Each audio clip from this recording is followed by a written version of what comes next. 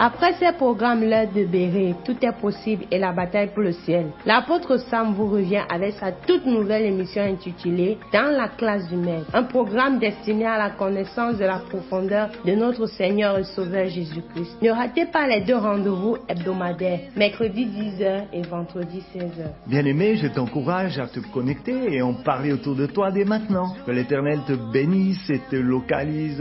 Shalom, shalom. L'orage, il est là. Quand je suis au bord du...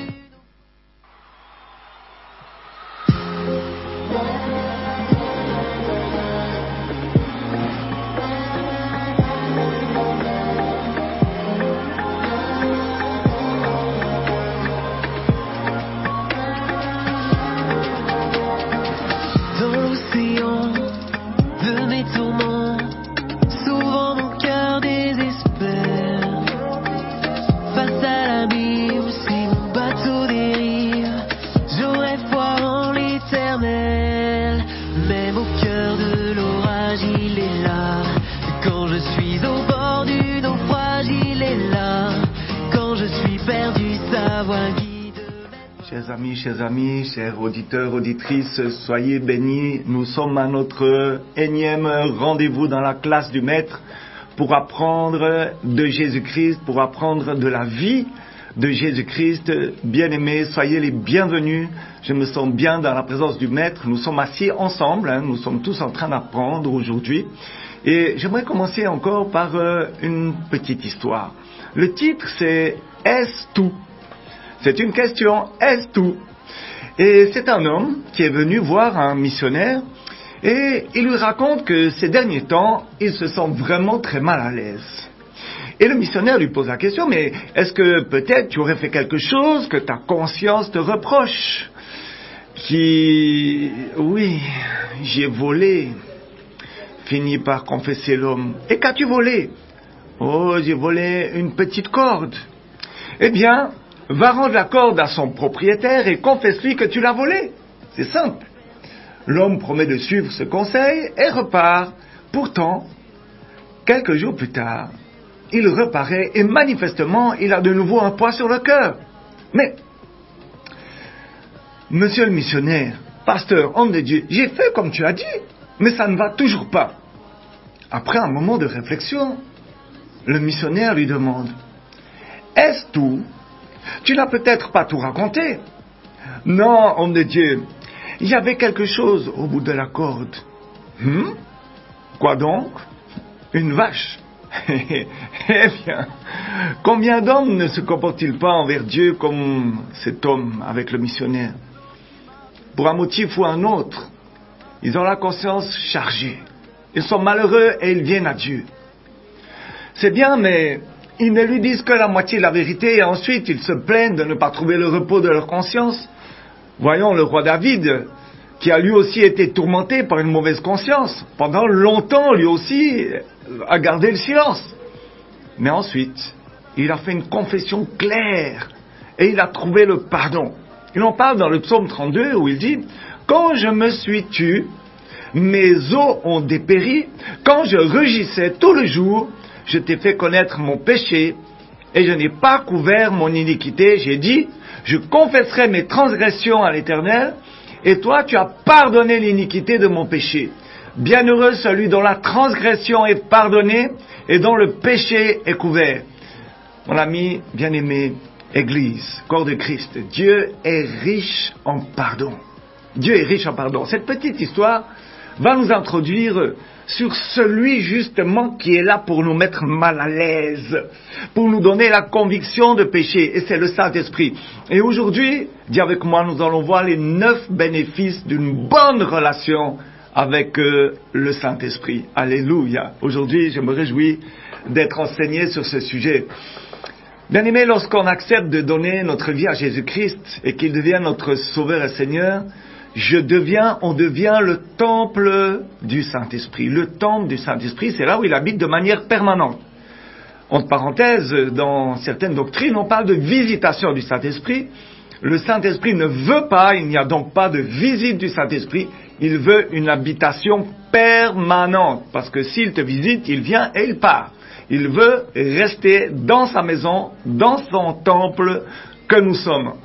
Regardons ensemble, par exemple, dans le verset 22 du chapitre 5 de Galates, Galates 5, verset 22, là, l'apôtre Paul va énumérer les avantages d'être à l'écoute du Saint-Esprit. Il dit, mais le fruit de l'Esprit, c'est l'amour, tu connais déjà, mais je vais les répertorier quand même, la joie, la paix, la patience, la bonté, la bénignité, la fidélité, la douceur, la tempérance. Et là, dans la version Louis II, le mot fruit, ici, vient du mot grec karpos, qui signifie le résultat, qui signifie le bénéfice. Sa puissance en nous, sa puissance en moi, est souvent l'antidote à plusieurs mauvaises habitudes. Et c'est souvent un remède sur mon cœur, à mon âme. Alléluia. Le premier bénéfice que nous allons voir, c'est, tu peux noter là où tu es, nos peurs disparaissent grâce à son amour. Ma peur va disparaître grâce à son amour.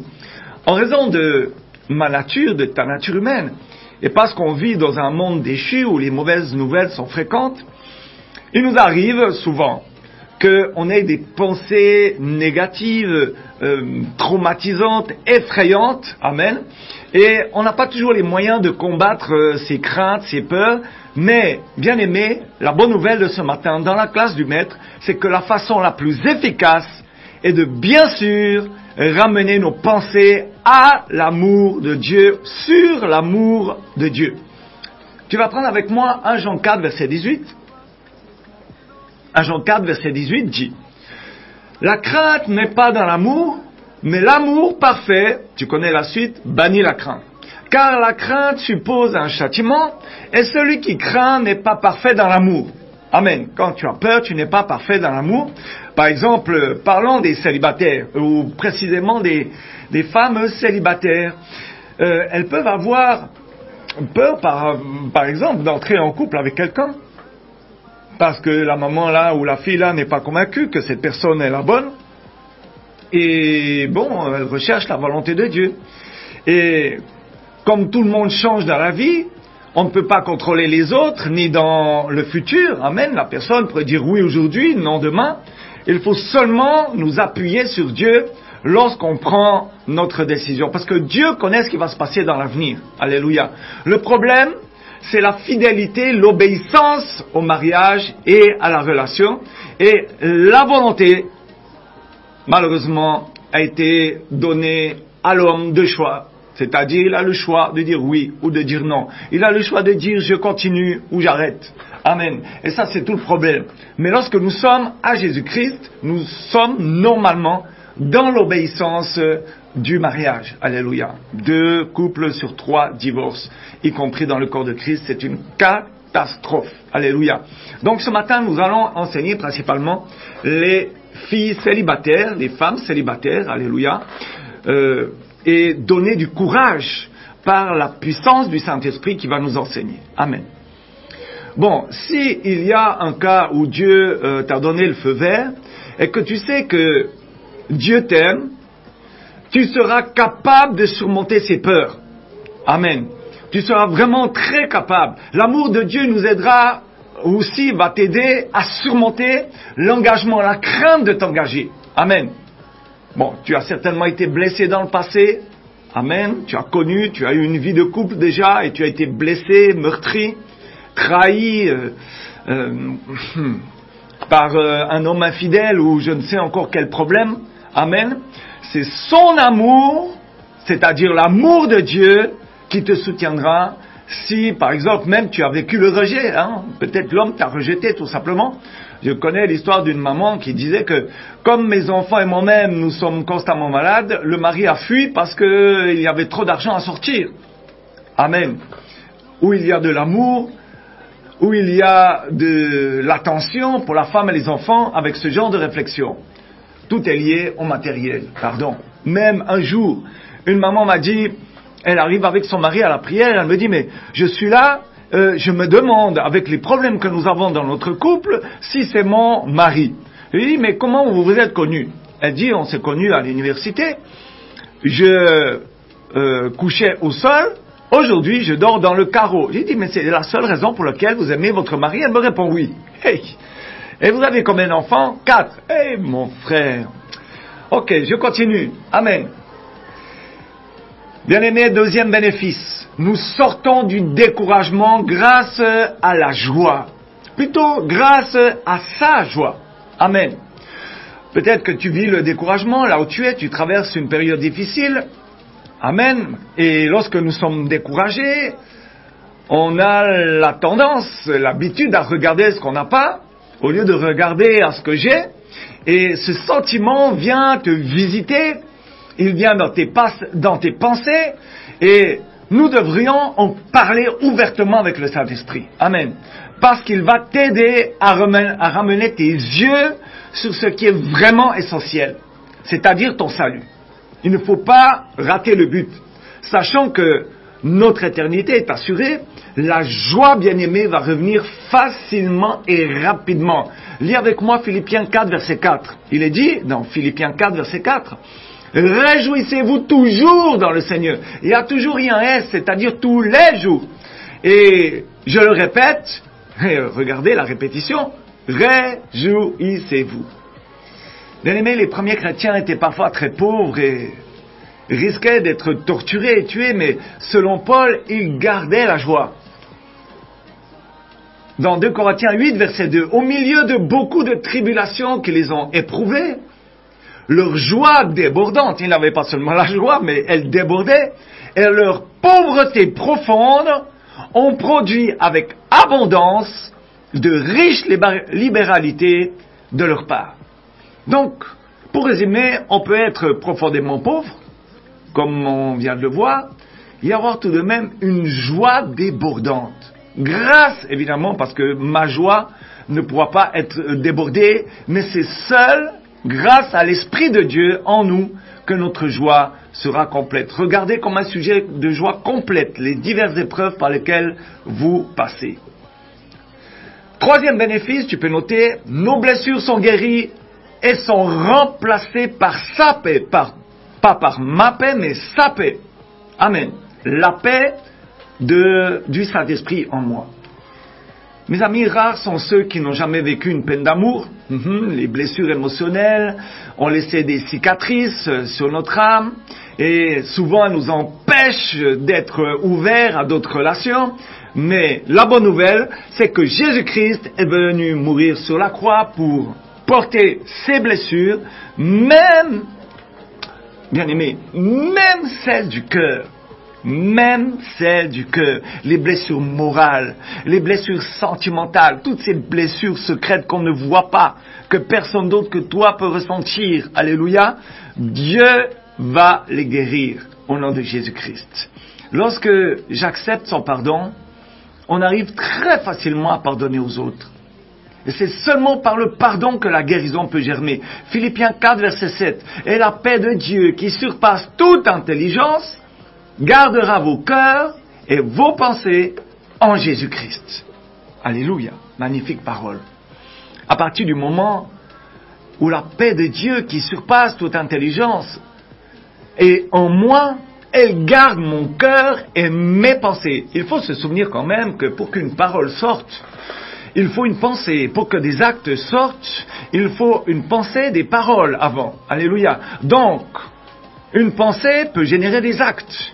Voilà pourquoi il faut faire très attention à nos pensées. C'est aussi le premier terrain de combat où Satan nous combat dans nos pensées. Il ne peut pas les lire, la parole de Dieu est très claire, mais il peut mettre ses pensées, il peut y avoir des attaques, il peut y avoir des persécutions, des tentations, alléluia, et nous devons y résister par la force du Saint-Esprit, parce que par notre propre force, c'est impossible.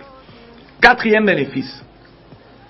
Nous sommes capables d'attendre la bonne personne. Je parle là encore aux mamans célibataires, aux filles célibataires.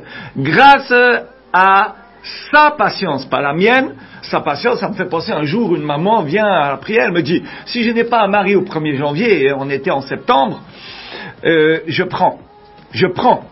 Seul le premier qui arrive au 1er janvier, si Dieu ne m'a pas donné, je prends. Eh mon frère, la patience, et là plutôt c'était la patience. Demandons sa patience à lui, parce que la mienne a des limites, la sienne n'a plus de limites. Et c'est là que c'est intéressant, c'est là l'avantage du Saint-Esprit en nous, c'est que tout est hors limite. Amen. Proverbe 21, verset 5 dit quoi? Les projets de l'homme diligent ne mènent qu'à l'abondance, mais celui qui agit avec précipitation, ou celle, n'arrive qu'à la disette. La disette, c'est la pauvreté, c'est le manque. Et c'est lorsque nous sommes impatients d'attendre qu'on tombe dans de mauvaises fréquentations. Comme la femme m'avait dit, si au mois de janvier, Dieu ne m'a pas donné mon mari, je prends. Amen. Tu vas prendre n'importe qui, et surtout les problèmes. Amen. Et c'est lorsque nous sommes impatients d'attendre justement que là, les problèmes arrivent. C'est un mur que nous avons placé, et surtout des murmures au bout d'un moment. Amen. On se met à chercher à des endroits où on ne trouve pas d'autres chrétiens célibataires, surtout des chrétiens en feu pour Dieu. On pose des actions qu'on pourrait regretter plus tard. On prend des directions qui semblent de nous approcher du but, c'est-à-dire du mariage. Tout le monde aujourd'hui cherche le mariage. Mais très souvent, ce but-là nous éloigne de Dieu, parce que Dieu n'est pas dedans. Lorsqu'on est fatigué d'attendre, au lieu de prendre les choses en main, ou bien alors plutôt en prière, parlons au Saint-Esprit bien-aimé, parlons au Saint-Esprit, maman, femme, fille, célibataire, parle au Saint-Esprit, déverse ton cœur dans sa présence, laisse-le ensuite t'encourager et faire ressortir cette patience, sa patience qu'il a déposée en toi. Le Saint-Esprit est une grande assistance dans tous les domaines, et ça inclut les défis du célibat. Il nous tient par son amour, sa joie, sa paix, le fruit de l'esprit, comme on l'a vu, l'autre jour. Alléluia. Là, on parle du fruit de l'esprit. Amen. Parlons du 5e bénéfice maintenant. Dis avec moi, il nous libère de la paresse. Grâce à sa bonté, il nous libère de la paresse. Il faut travailler à notre vie amoureuse, bien-aimés. Et ça demande des efforts, et pas n'importe lesquels. Il ne faut pas prendre les choses en main. Même si on ne fait rien, ce serait très étonnant que notre futur mari ou future épouse vienne frapper à notre porte. Parce que le Saint-Esprit est actif dans nos vies, il nous amène à poser de bonnes actions, parce que sa bonté coule par nous. Elle est en nous, mais elle va couler sur les autres par nous. Il faut se rappeler quand même que le fruit de l'Esprit, c'est toujours dans nos rapports avec les autres. Et on ne fait pas seulement appel au Saint-Esprit, alléluia.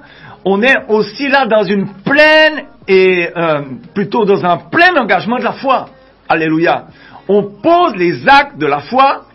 Regarde dans Jacques 2, verset 17, il est dit, il est ainsi de la foi. Si elle n'a pas les œuvres, elle est morte en elle-même. Tu crois qu'un mari arrive, mais tu dois le prouver que tu crois qu'il arrive. Par exemple, commencer à faire de la place dans ton armoire. Commencer à faire une place dans le lit. Alléluia, une fois marié, ton mari viendra dans le lit conjugal. Commence, parce que si tu vas au lit et tes pieds sont écartés et tes mains sont écartées sans laisser de place à personne, par la foi, commence déjà à lui faire une place là où tu vis. Même s'il ne vient pas vivre là, si vous ne vivrez pas là où vous êtes, il y a l'œuvre de la foi qui est engagée. Bien-aimé, très important, l'œuvre de la foi. Sans quoi la foi en elle-même est morte. 6e bénéfice, dis avec moi, il nous enlève la jalousie et l'envie.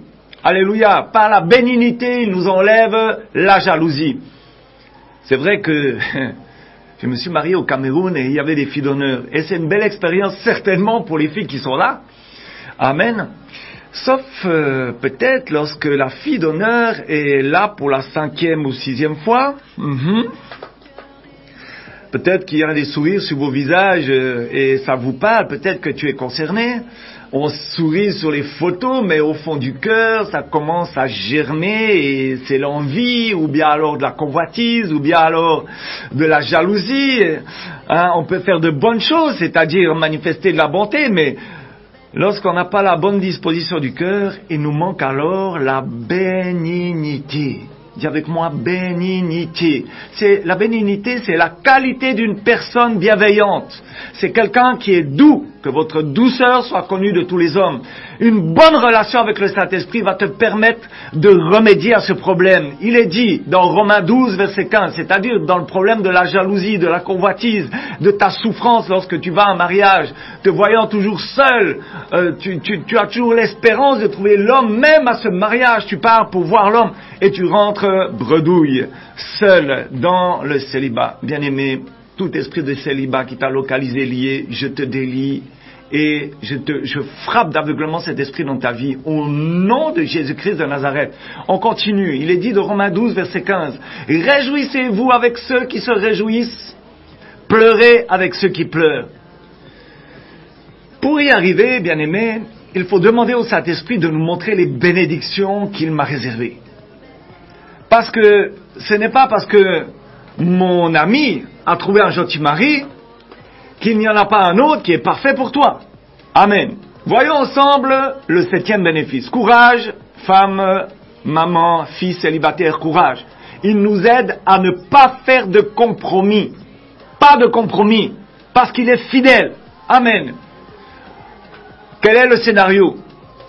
La jeune femme célibataire, peut-être même nouvellement chrétienne, est fière de dire à tout le monde, avec la foi, une énorme foi, qu'elle va marier un pasteur. Et les années passent, la femme commence à désespérer, alors elle dit aux autres, mon futur mari sera chrétien. Il y a d'autres années qui s'écoulent, et son rêve devient, mon futur mari me laissera aller à l'église. Jusqu'à que elle élimine complètement le critère essentiel et qui est non négociable de tout chrétien, chrétienne célibataire, de chercher un partenaire bouillant pour Dieu. Tu connais des enfants de Dieu qui se sont mariés avec quelqu'un qui est dans l'islam. Alléluia. Alléluia. Quelqu'un qui est dans le monde. Oh, ça va aller. Dieu va comprendre. Il est amour. Dieu va le changer. Bien-aimé, on ne peut pas mélanger les ténèbres et la lumière. Le Seigneur veut pour toi un partenaire ou une partenaire bouillant et bouillante. Amen. C'est pas un mal de réviser notre liste de critères, mais il ne faut jamais faire de compromis sur les critères essentiels et nécessaires. Luc 16, verset 10. Lis avec moi Luc 16, verset 10. Celui qui est fidèle dans les moindres choses, l'est aussi dans les grandes. Et celui qui est injuste dans les moindres choses, l'est aussi dans les grandes. Et c'est, bien aimé, dans ce texte, il y a un énorme bénéfice d'avoir une bonne relation avec le Saint-Esprit. Il nous aide à être fidèles. Fidèles à nos standards de sainteté. Fidèles à la sanctification. Fidèles à lui-même. Bien aimé, prends le 8e bénéfice avec moi.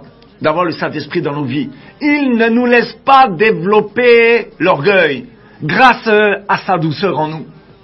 Il est important de connaître notre valeur et on doit tous rechercher à avoir une bonne estime de nous-mêmes. Mais attention à ne pas se surestimer quand même, c'est-à-dire développer de l'orgueil et s'attendre à être servi par par exemple, notre futur partenaire. Le mot douceur, parmi les bénéfices d'une relation avec le Saint-Esprit, peut aussi se traduire par, je cite, avoir une attitude de serviteur.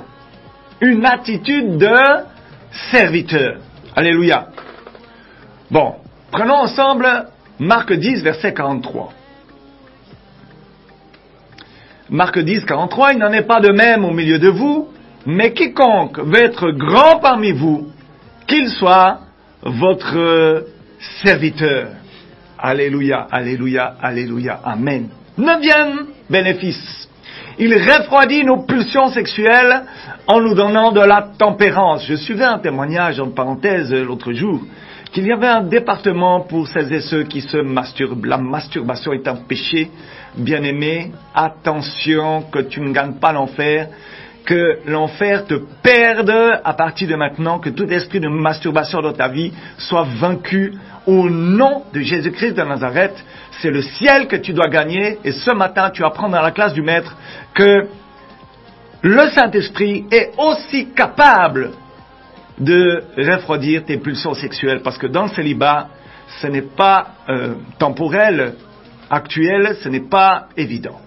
Même si tu es né d'en haut, la chair peut être très forte. On dit que l'esprit est plus fort que la chair, mais des fois, on peut être tenté par des désirs, alléluia, les désirs du monde, les désirs, surtout si on a déjà eu une vie sexuelle active, c'est-à-dire que si tu as déjà été en couple et que tu es célibataire aujourd'hui, il peut y avoir la chair qui crie fort. Pourtant, la Bible est claire. Dans Ephésiens 5, verset 3, que l'impudicité, qu'aucune espèce d'impureté et que la cupidité ne soit pas même nommée parmi vous, ainsi qu'il convient à des saints. Si tu sens que tu as besoin de maîtrise de toi, de tempérance dans ce domaine, parle avec le Saint-Esprit. Lorsque les pensées arrivent, parle avec le Saint-Esprit. Imagine-le présent à tes côtés. Tu verras que tes désirs vont se refroidir rapidement. Immédiatement. Jacques 4, verset 7. Soumettez-vous donc à Dieu et résistez au diable et il fuira loin de vous. Si tu ne vois pas ces bénéfices à l'œuvre dans ta vie, ne te condamne pas. On en a vu 9, il y en a certainement d'autres, bien-aimés. Mais ne te condamne pas. Considère seulement ça comme un signal d'alarme pour t'encourager. C'est un encouragement ce matin à retourner à la source, à votre source et à être rempli de l'Esprit de Dieu. Bien-aimés, ce matin, nous avons été enseignés dans la classe du Maître par les 9 bénéfices d'avoir une bonne relation avec le Saint-Esprit. Merveilleux Saint-Esprit, un grand merci de nous avoir enseigné tout ce matin. Bien-aimés, patience. Là où tu es, patience. Demande à Dieu. Crois que tu l'as déjà reçu et tu le verras s'accomplir. Je me souviens encore d'un exemple pour encourager quelqu'un. Qu'une maman arrive, elle était stérile, et elle était convaincue que Dieu pouvait changer sa vie, changer ce problème, et qu'il était la solution. Nous avons prié là-dessus. Et elle me dit, est-ce que Dieu a entendu ma prière? J'ai dit que maman, on va voir. Qu'est-ce que tu es prête à faire pour prouver que tu crois ce que tu as dit? Elle dit qu'elle ne comprend pas. J'ai dit, écoute maman, la foi sans les œuvres est morte. Tu dois prouver par les œuvres que tu as cru à ce que tu as demandé. C'est-à-dire commencer déjà à construire ce que Jésus-Christ va terminer de construire. Amen. Elle me dit, je ne connais pas, je ne sais pas comment faire, on m'a jamais parlé de ça. Je dis, écoutez maman, je vais vous dire. Vous voulez combien d'enfants? Elle dit 2. Vous voulez des jumeaux? Elle dit, je veux les jumeaux. Elle dit, vous voulez les vrais ou les faux jumeaux? Elle dit, je veux un garçon et une fille. Ah, j'ai dit, c'est intéressant. Et qu'est-ce que vous pourriez faire pour prouver que vous croyez qu'il y aura un garçon, une fille, et qu'ils vont sortir le même jour? Elle dit qu'elle ne connaît pas. Je lui dis que maman, allez au marché. Pour la fille, vous allez acheter des petits chaussons roses. Pour le petit, vous allez acheter des petits chaussons bleus. Et là, le Seigneur va voir que vous avez déjà engagé votre foi, que vous avez déjà grimpé, monté, escaladé la première marche, et le Seigneur va faire le reste. Votre part, femme, fille, maman, célibataire, c'est de croire, de demander, de croire que vous avez déjà, et la part de Dieu, c'est d'accomplir et de faire. Bien-aimés, gloire au Seigneur Jésus-Christ, gloire au maître de la classe dans laquelle nous sommes assis ce matin. Je salue chacun, chacune. Courage là où tu es, maman, femme, fille. Courage, le Seigneur est en train d'accomplir les désirs de ton cœur. Je vous donne rendez-vous, si Dieu le veut, vendredi à 16h. Je dis à toutes et à tous, shalom, shalom, shalom, shalom, shalom.